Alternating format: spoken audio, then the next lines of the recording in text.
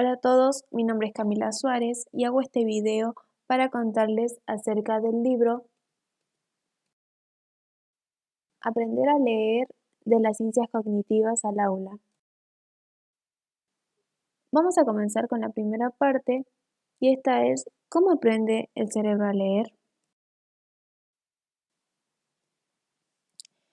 Pero antes vamos a conocer qué es la escritura. La escritura es una invención notable. Esto quiere decir que es importante porque permite fijar o establecer la palabra sobre un soporte permanente o que esté fijado. Esta codifica o encripta lo que son los sonidos, las sílabas o las palabras, por lo que requiere de aprendizaje. Como sabemos, hay una variedad de lenguas, por lo que también va a haber una variedad de escrituras en el mundo. Y esto se va a ver reflejado o va a intervenir en el proceso de aprendizaje de la lectura, ya que va a variar según la lengua. Es decir, es que un niño que aprenda a leer en español no va a ser lo mismo que que aprenda a leer en japonés, en inglés o italiano. Y particularmente el español, nuestra escritura se organiza en un alfabeto, en el que los fonemas denotan cada uno de los sonidos que son elementales de la lengua hablada. Por otro lado, tenemos lo que son los grafemas. Estos son cada letra o grupo de letras que corresponden a un fonema de la lengua hablada. Y por último, con un mayor grado de complejidad, están los grafemas complejos, que estos no están representados por una sola letra, sino que están representados por una serie de letras. Antes de aprender a leer, el cerebro ya conoce o maneja los fonemas de manera inconsciente o implícita, por lo que decimos que el niño sabe, pero no sabe que sabe, ya que al nacer el bebé escucha todos los sonidos de cualquier lengua, pero en especial escucha las melodías de las frases, por lo que para aprender a leer es necesario tomar conciencia de las estructuras del lenguaje oral, como son las palabras, las sílabas y los fonemas. La región del cerebro que se especializa para ocuparse de las palabras escritas es el hemisferio izquierdo, ya que esta es una región muy específica de la corteza visual, a la que llamaremos como caja de letras del cerebro o área de la forma visual de las palabras. ¿Por qué la vamos a llamar así? Porque concentra todos nuestros conocimientos visuales acerca de las letras y sus combinaciones. Esto se va a ver reflejado entre la diferencia entre una persona alfabetizada y una analfabeta, ya que la persona alfabetizada va a tener la corteza visual más definida y la región de la caja de letras va a estar especializada para reconocer las letras y las palabras escritas. A diferencia de una persona analfabeta, esta va a presentar problemas o se van a ver reflejados en la manera en que estas van a ser menos eficaces en la codificación de las palabras habladas, su memoria oral va a ser menos buena y su capacidad para manejar los fonemas es reducida o limitada. Tomar conciencia fonológica. El hecho de tomar conciencia fonológica es reconocer que la lengua hablada está compuesta por los sonidos elementales, que son los fonemas. Y esta va a tener una gran importancia, o en realidad va a formar parte de las etapas claves en el camino de la lectura. El código visual de las letras y los morfemas Exige que ocurra una transformación que sea muy notable o profunda de la región que anteriormente la hemos llamado como caja de letras del cerebro. Y el estadio de espejo y el papel de los gestos se va a ver reflejado en la confusión de las letras en espejo. Doy un ejemplo como la P y la Q o la B y la D. Esta es una propiedad normal del sistema visual de los niños antes de que estos aprendan a leer. Y la práctica del gesto de escritura acelera el aprendizaje de la lectura, por lo tanto, que lo va a favorecer. La segunda parte son los principios fundamentales de la enseñanza de la lectura.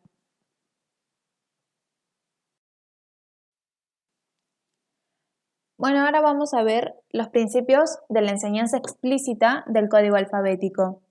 Bueno, el alfabeto español funciona de acuerdo con principios que son bastante simples, por así decir. Las letras se ensamblan de izquierda a derecha y sus combinaciones transcriben casi sin ambigüedad los sonidos de la lengua. El primer principio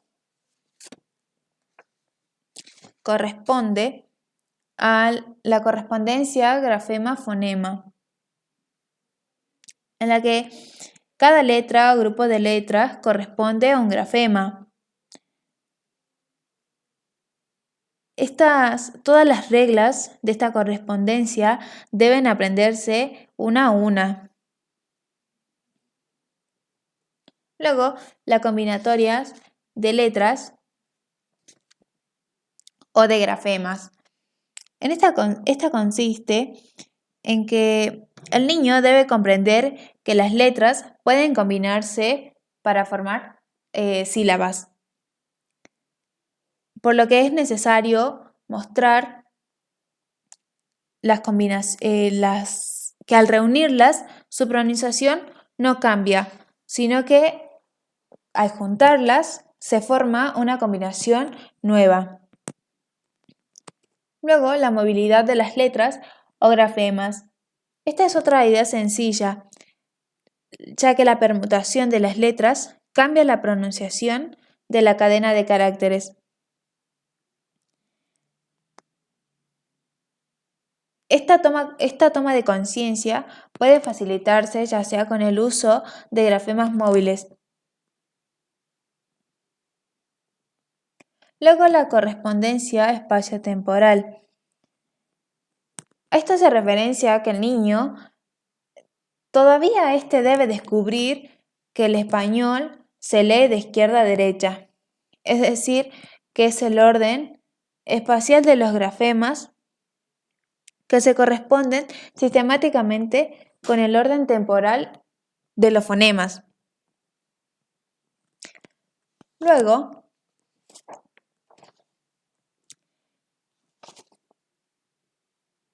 la discriminación en espejo.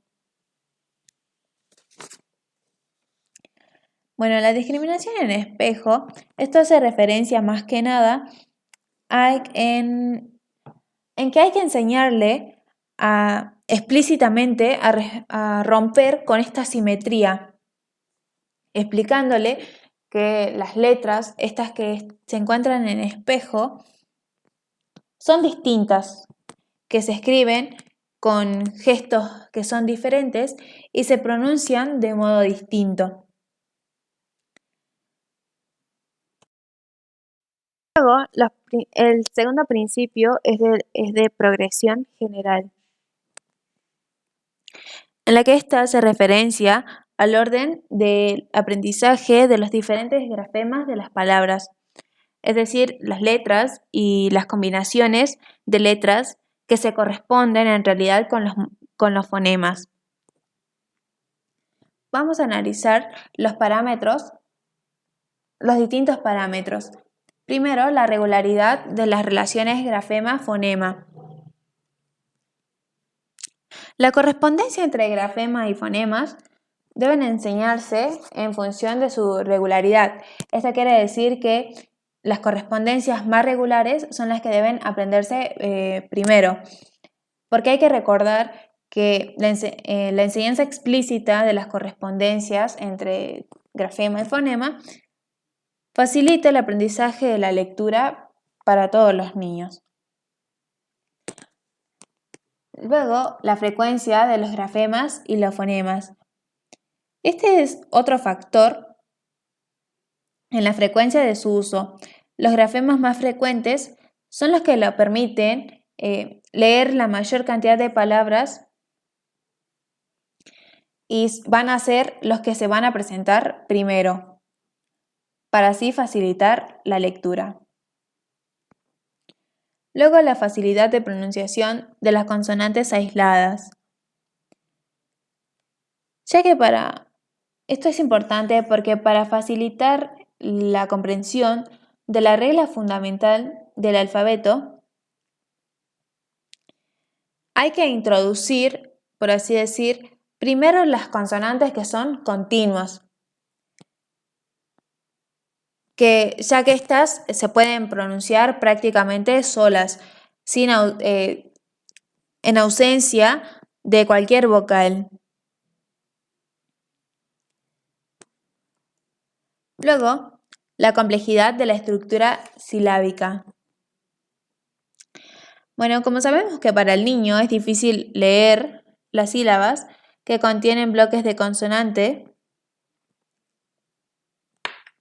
por eso, en el transcurso de este aprendizaje a lo largo del trayecto escolar, acerca de la lectura, es recomendable en realidad trabajar inicialmente con las estructuras consonante-vocal y vocal-consonante, ya que estas son las más simples. Luego, la inseparabilidad de los grafemas complejos, estos en lo que el niño debe comprender que los grafemas son unidades puramente convencionales y que por lo tanto se leen como un todo y escapan de las reglas normales de ensamblaje. Por lo que es recomendable evitar presentar estos grafemas en forma de dos letras independientes.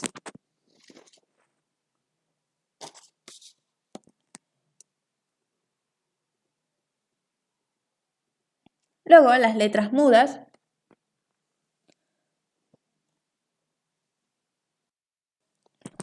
Bueno, con respecto a las letras mudas, en el español solo se conoce la letra H. Sería muy fácil omitirla ya que esta opción sería muy inconveniente, ya que va a llevar al chico a aprender una ortografía falsa. Es decir, que van a enseñar algo que en realidad no es. Luego, las frecuencias de las palabras. Para que el niño pueda leer rápidamente aquellos textos que sean breves, que tengan algún sentido, es recomendable enseñar palabras que sean frecuentes, como ser los artículos, la, el, los pronombres, yo, ustedes, algunos verbos y algunos sustantivos que también son muy usuales. Luego, el papel de los morfemas.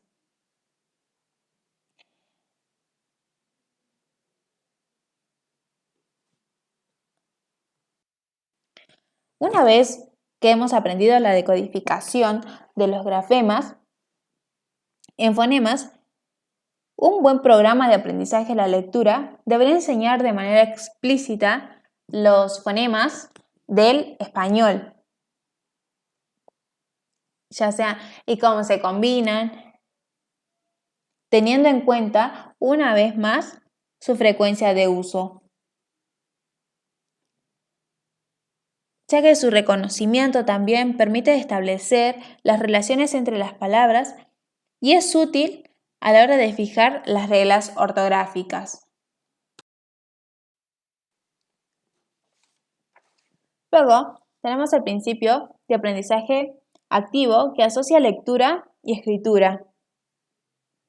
Bueno, este es el tercer principio fundamental, ya que al asociar las actividades de lectura y escritura, en efecto, es posible aprender a componer las palabras y escribirlas facilita el aprendizaje de la lectura en muchos niveles.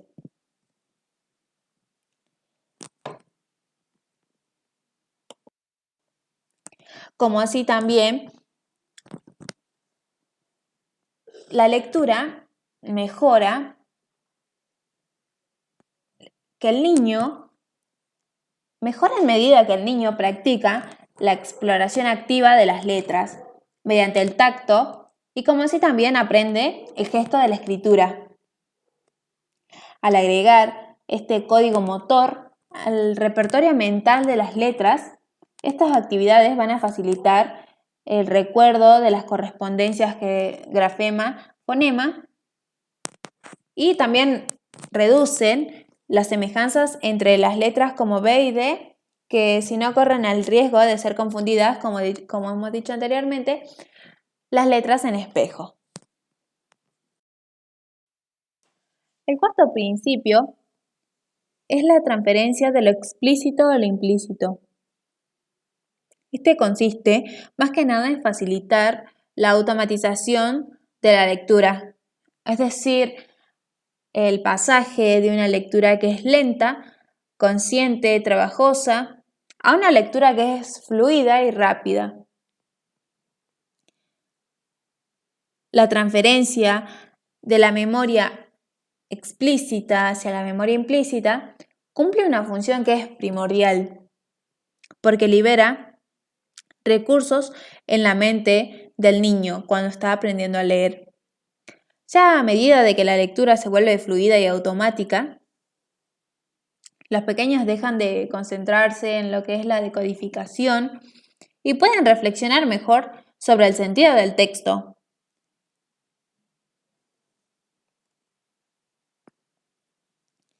Por eso, la enseñanza de la lectura debe tener en cuenta dos etapas diferenciadas. Primero, la fase de enseñanza explícita. Esta es fundamentalmente a la hora de enseñar durante el primer año de escolarización, ya que es allí en el que el niño aprende las reglas de decodificación de las palabras escritas. Y la segunda fase de aprendizaje implícito, que se extiende a lo largo de muchos años, en los cuales el niño tiene la posibilidad de internalizar y automatizar estas reglas. El quinto principio es el principio de elección racional de los ejemplos y de los ejercicios. Los ejercicios y los ejemplos que se les proponen a los chicos deben ser seleccionados con el mayor cuidado, por así decir, ya que en función de criterios racionales y en armonía con el nivel de cada uno. Estos deben tener concordancia con la enseñanza, ya que no hay que intentar proponer palabras que apelen a asociaciones entre fonemas y grafemas, todavía que ellos no han aprendido. La proscripción de los errores, que es una regla muy fácil de retener, ya que jamás, o es lo posible, no hay que presentarle a los niños las palabras más mal escritas con errores de ortografía.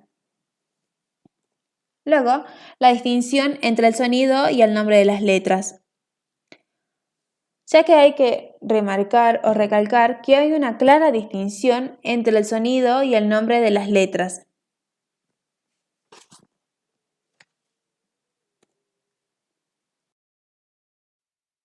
Luego, el principio número 6, este es el principio de compromiso activo de atención y de disfrute. Bueno, esto se extiende mucho más allá de la enseñanza de la lectura, obviamente, ya que involucra, o más bien está estrechamente relacionado a los factores que determinan la velocidad del aprendizaje.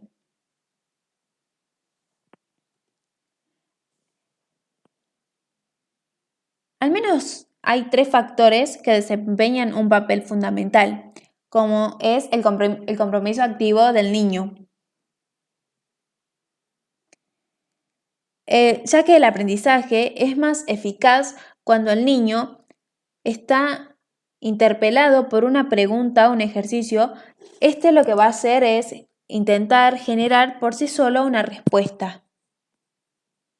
Además, también, si recibe una devolución inmediata sobre aquello de lo que él ha planteado, puede corregirse y utilizar la comparación entre su respuesta y el aporte del docente para así progresar. Luego, la atención, ya que centrar la atención es el aspecto del mundo exterior y este amplifica enormemente la respuesta cerebral que evoca. Y por último, el disfrute. El aprendizaje, ya que el aprendizaje se ve facilitado cuando el niño es recompensado por sus esfuerzos. El principio de adaptación al nivel del niño.